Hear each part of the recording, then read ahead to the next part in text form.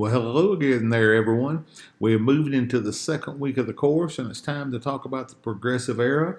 And if you've read chapters one and most of two, you know good and well that we're about tired of hearing about these guys. But it is so critical to set up the rest of the course that it's worth our time to spend some time here, because a lot of the stuff they're going to talk about is going to repeat itself over and over and over again, even to this day, even to this election. I wish would hurry up and get here and get gone. So with that being said, I want to move into a few things here. Got about 10 slides, so it's not going to take us too long. There is a very, very large PowerPoint that I have uploaded that gives you far more information. I mean, it's got far more detailed information, a lot of images, but I think I'd be remiss if I didn't do something like this for you. So anyhow, so let's go back here. So we're talking about the progressive. But in order to do it, I've got to go all the way back to the Grant administration. You're talking just in the very end of the Civil War, because it's going to set up the structures and the problems that lead us into progressivism. So we start with Grant. And like I've got here, sometimes it's called the era of good stealings. It was, what can government do for me? How much money can I make off of it? And I am in no way, shape, or form inferring that Ulysses S. Grant was a corrupt individual, because from everything I can read, he was not. But the people around him were not necessarily the best actors. So what happened is you get these people in charge, and they figure out real quick that there's ways to make money off the federal government. So, in a lot of ways, it's got a good, what Boss Tweed would call good, honest graft, or any way to pad it, any way to line their own pockets. So you look at the Credit Mobilier scandal with the First Transcontinental Railroad. Today we look at Stanford University as a paragon of, higher education and academics. Well, it was started out of the Credit Mobilier fiasco, where you had the Congress paying sometimes 2 and 3 times for the railroads that were built. And when they began to look into it, the Credit Mobilier Company gave them money, or not money, let me back up, gave them stock in the company. So therefore, when the company made money, so did they. So it's like, hey, don't want to stick your nose under the tent too far, because you may find something that you don't want. And old Leland Stanford was one of the head honchos in that. Then you had companies that watered that stock down. So you get this overvaluation, or this stock that's out there that is not worth much, but they want you to make you think it is. So a lot of people are going to get wealthy, but a whole lot of other people are going to end up losing their shirt. Jay Fisk, I'm sorry, I can't remember the Fisk's first name, but it was Jay Gould. They try to corner the gold market, and then they're going to try to corner, there's another group going to try to corner the silver market. That was back in a time of when your money was backed by hard metal. Today, nothing like that. 1972, Richard Nixon installs the floating exchange rate, with no semblance of a gold standard, and boom, from there on, we're running on a wing and a prayer, so to speak, and we will get to that. But they're going to try to corner, because if you controlled all of the hard money, or the gold, or the specie, as we would have called it during the Jackson administration, you control a large portion of the economy. And so you get these things that are started way back in that just very early post-Civil War era, and they're going to continue to roll for the next 30 to 40 years until we get to the progressive. And so also you end up with the political machines. In your book, and even the University of Houston's digital textbook, talk about this, how government was not seen as this agent to promote the welfare of the citizens. And in the cities, you have this problem. So what ends up happening is, why do they form? Because there's a vacuum. The bosses of these political machines did provide services for their constituencies, often immigrants, but their constituencies that government or cities could not provide. And so they do that. Jobs, and there's services, and there's a place to live, things like that. But in return, they expected you to vote for them and do certain things. And so Boss Tweed over at Tammany Hall in New York City is probably the most famous of those. But those political machines are not just going to be relegated to the cities. As a matter of fact, when we get to Theodore Roosevelt, listen to me, to Harry Truman in the 1940s, they called him the senator from Pendergast, which was due to the Pendergast machine in Kansas City that supposedly moves him into office. We'll take a look at that. But in Congress, not only at the city level, but at the congressional level, they're controlled by big business. That money from the monopolies and the trust, I've put here bought them. I should have put that in quotations. We don't mean literally. But if somebody's offering you a great deal of money, you're going to generally do what they want to. So you've got this whole laissez faire governmental structure that is working at the exact opposite of the people, not for them. And so you have monopolies, you've got big business, you've got these trusts, which are like uber monopolies. You've got at the city level, you've got political machines. At the congressional level, you've got an uber machine going. And so what happens is people begin to see this, and there are several groups of critics of American society that are like, hold on a minute there, boss man. We need this to change. And the first among these was the muckrakers. And I'm just not real happy with the way your book described them, even though they did talk about Roosevelt and what he called it. But these muckrakers are the ones that are really digging up the muck, so to speak, on what's going on. And they're exposing it. Today, we expect that kind of thing. I mean, if the political ads don't quit, we're going to figure out that everybody who's in political office is supposedly a gravy-sucking pig, according to them. But the muckrakers were exposing something that had never been done before. You had a group, these journalists, these intellectuals, and other reform-minded people who were taking on big business, all right?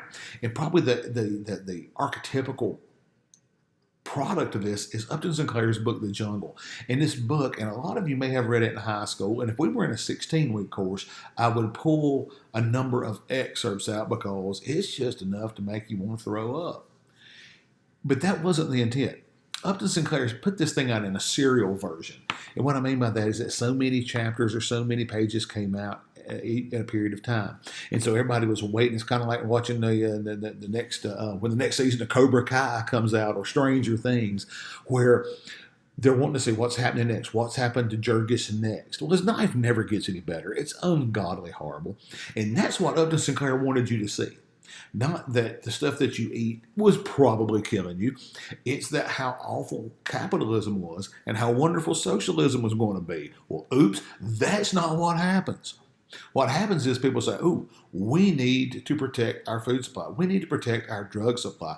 We need to fix these things. So reform rather than revolution. And so the effects of the Meat Inspection Act and the Pure Food and Drug Act that you read about. I mean, to this day, those kind of things have an impact. We do not expect the stuff we get at the grocery store to have that kind of an impact. Or if we buy and take a few Advil every now and again, we don't expect it to make us addicted or to, end up other side effects. What you've got to here, the book did do a very good job of talking about how people in America who were these professors and these scholars, a lot of them had gotten their schoolwork or their advanced schoolwork done in Europe, especially in Germany, and they had seen some of the social welfare states. Great Britain was becoming one by this time. I think Germany had already become one. And so this idea of this socialism or, the government working in so many ways for the good of the people and owning all the factors of production and whatnot. It's a great utopian ideal, or as I like to say, LGOP. It looks good on paper, but that's come there.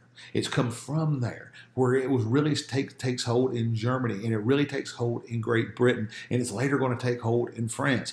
And what they come to America, and the unions have a couple of those elements that are enough that they're an allied together. So you get like the American Federation of Labor, all of these different ones, like the International Workers of the World. And so they combine into these very loose-knit confederations that want to fix capitalism because it's got a variety of problems. Now, of course, they disagree on how to do it, but that's what they're wanting to do. Then you've got what I consider to be the core group that are critics of American society that are going to lead to progressivism, and that's the populist. And if you really want to see the populist in action, all you have to do is read Lyman Frank Baum's The Wizard of Oz. And that freaks people out, but it is an allegory to populism and the critics of American society and how these groups are ruining things like the Uh, uh, Wicked Witch of the West is no more than Mother Nature. The flying monkeys are the Amerindians or American Indians. And you know that the house falls on the Wicked Witch of the East, who were actually the robber barons or captains of industry. And you follow the yellow brick road. That's the gold standard. And her slippers were originally not ruby, they were silver. The silver standard. I mean, oh my goodness, it is a deep dive if you just ever have a time when you don't have anything to do.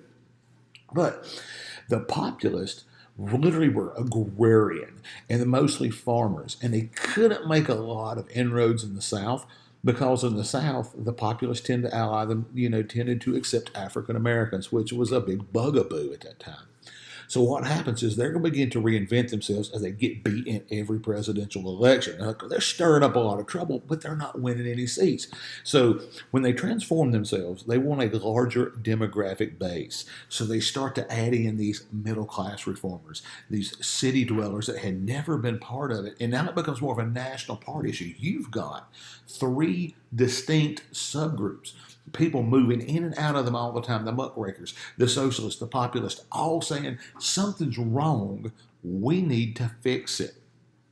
So, what are the progressives' goals? Well, number one, they want to end government corruption. Now, I'll tell you, you tell me how to do that, and by gosh, we've got something. Then they think that the cure for society's ills is more democracy. And I should really change that for the cure for society's ills is more government intervention, which is something we're going to see from this time until our present day here in 2020.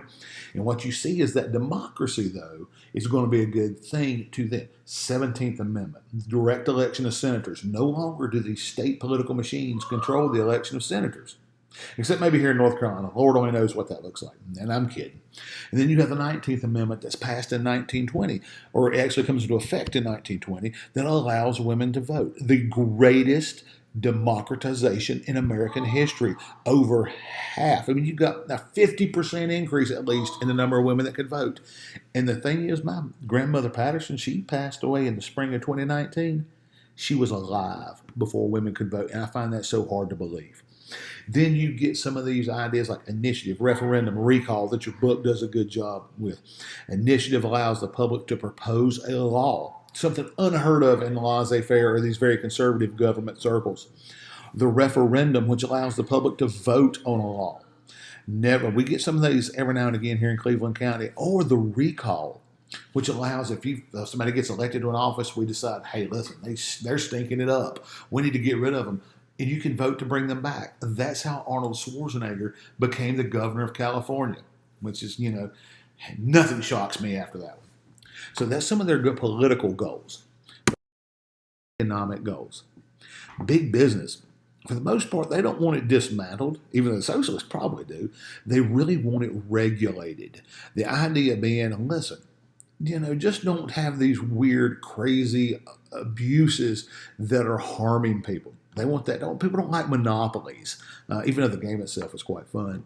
They want to bring an end to laissez-faire as unworkable. More government intervention for the working class. Then, if trust that can't be trusted. I know that was some alliteration in that.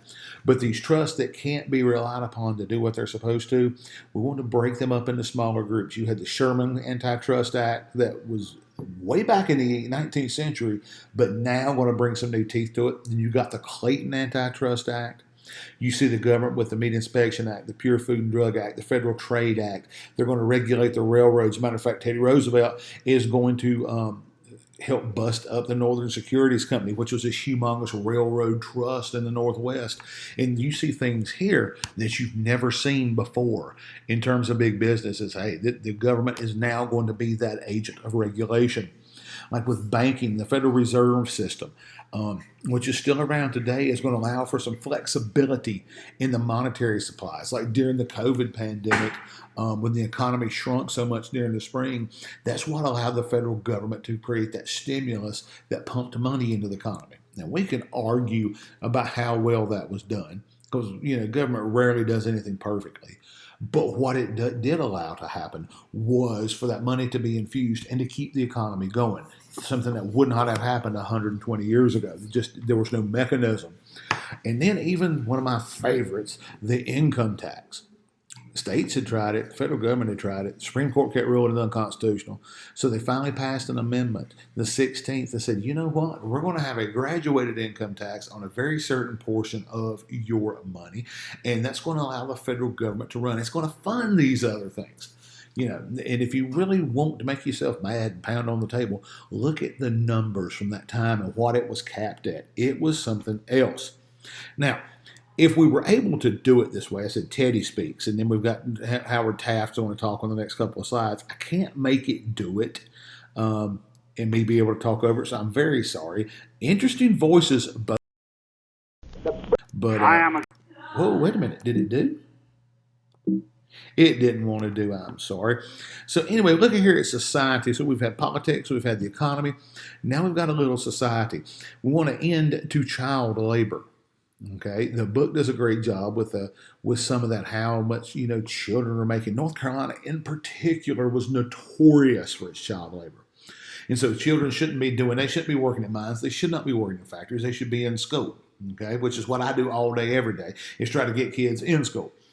Then reduce the working hours. 6 days a week, 12 and 14 hours a day. That's enough to put somebody in an early grave, just like Upton Sinclair talked about in The Jungle. So we reduce those hours. We want to end child labor. We want to increase the wage. Today, you hear us talking about a living wage. It's been going on for 120 years, the same thing. Then the idea that we need to end social Darwinism, which, if you remember from last week, is this idea that the fittest will survive, and that can be applied to society just like it could to science or turtles or whatever kind of animals are out there. The better working conditions, and even look at the last one, prohibition. This idea that alcohol and the effects of alcoholism were so profane that we needed to get rid of it across the country. So what you're looking at in the progressives is a complete social and political and economic re-engineering and re-imaging of America. Were they right? I think a lot of their stuff is correct. Were they right in every respect? Probably not. But like anything else, the good and the bad come together. And so what we get here is that seismic shift in attitude about what's the role of government and what does government need to be doing? What is its role? What should it be doing? But so far, we've left out an entirely large society, and that's African Americans. We know in that post-Civil War era that there was a lot of segregation, the advent of Jim Crow laws, just after a war that was fought with over 700,000 Americans killed to end slavery, or what we would call give an entire group of people a new birth of freedom. So when the progressives kick it off, in roughly the turn of the 20th century, you also, within 5 years, you have the advent of probably the most powerful racial organization in America, the NAACP, which is actually formed near Harpers Ferry, Virginia.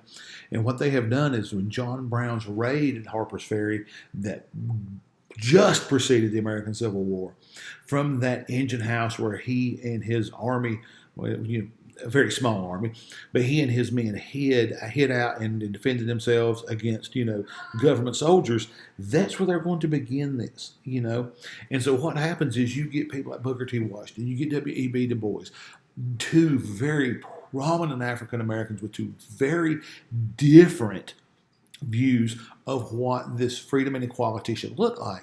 But what you start to see is that's coalescing into a much larger movement that's much bigger than Booker T. Washington or W.E.B. Du Bois. What it becomes is there's going to be this push from this point forward. And it's going to see some bumps, it's going to see some bruises, it's going to see some backslides, but it's generally a movement forward to what we have today, which is a much more equal society. So when you look at Booker T. Washington in his Atlanta Compromise speech, where he talks about, cast down your bucket, telling big business, look at these people, we're not immigrants, we're here among you, we've been here for generations. But his belief was in something he called the little green ballot, which was money. And he says, here we go, we have to have economic equality, and eventually that's going to lead to social and political equality. Whereas W.E.B. Du Bois, who was Harvard educated, said, nope, too slow, too time consuming, and just not right, where we need to have that now. But what they find themselves in, or African Americans find themselves, in this weird position. Hey, the 14th Amendment was designed to protect African Americans. The 15th Amendment gives African American men the right to vote. Okay, but you still have this Jim Crow or this segregation, fully legalized in the case of Plessy versus Ferguson in 1896, in what Lincoln called, a new birth of freedom. Has there been? Not if you look at it through the right lens, but you're seeing the beginnings of that. Not just a flicker or a spark, but you're going to see a flame that is going to be nurtured for the next 40, 50, 60 years until you see some of the big civil rights movements of the 50s and 60s that are going to lead to what W.E.B. Du Bois wanted. So that's enough for this first half of the week right here. Hate that we couldn't listen to Teddy and Taft, but that's okay. There are some limits to technology. And that's about, we're here about 21 minutes so far. I think that is a good overview for this first half. We will kick up with some additional information later. Thank y'all.